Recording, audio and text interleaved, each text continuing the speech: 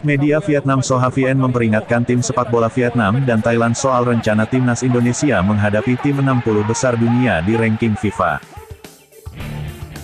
Sebelum lanjut, jangan lupa subscribe agar tidak ketinggalan info terupdate dari channel ini.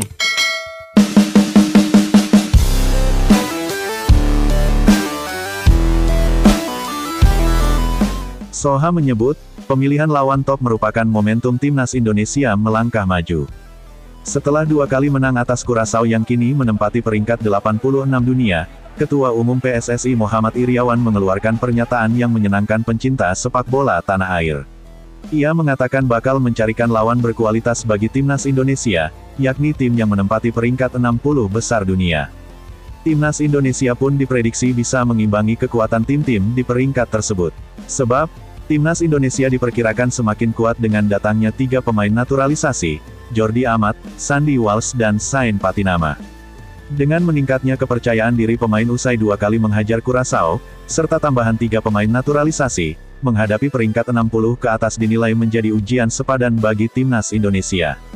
Rencana itu tentu menghadirkan tekanan bagi rival-rival di kawasan Asia Tenggara. Thailand dan Vietnam mesti khawatir timnas Indonesia akan muncul sebagai kekuatan utama di Asia Tenggara. Momentum Indonesia membawa tekanan bagi Thailand dan Vietnam, yang merupakan tim terkuat di Asia Tenggara. Muhammad Iryawan menegaskan Indonesia akan mencari lawan 60 besar dunia, tulis SOHA dalam artikel yang mereka buat.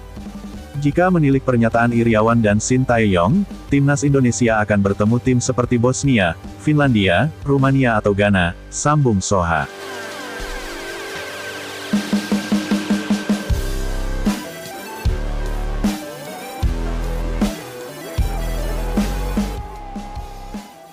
Siapapun pasti bergidik ngeri mendengar keempat negara tersebut. Bosnia, Finlandia dan Rumania sering tampil di Piala Eropa. Sementara itu, Ghana merupakan tim yang kerap tampil di Piala Dunia. Timnas Ghana juga memiliki nama-nama besar, yakni Thomas Partey Arsenal, Inaki Williams, Athletic Bilbao, hingga Mohamed Kudus Ajax Amsterdam.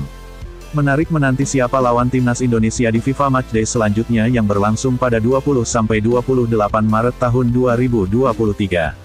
Itu semua adalah nama dari 50 hingga 60 peringkat dunia, mari kita lihat seberapa jauh Garuda meningkatkan kesulitannya, tutup artikel tersebut.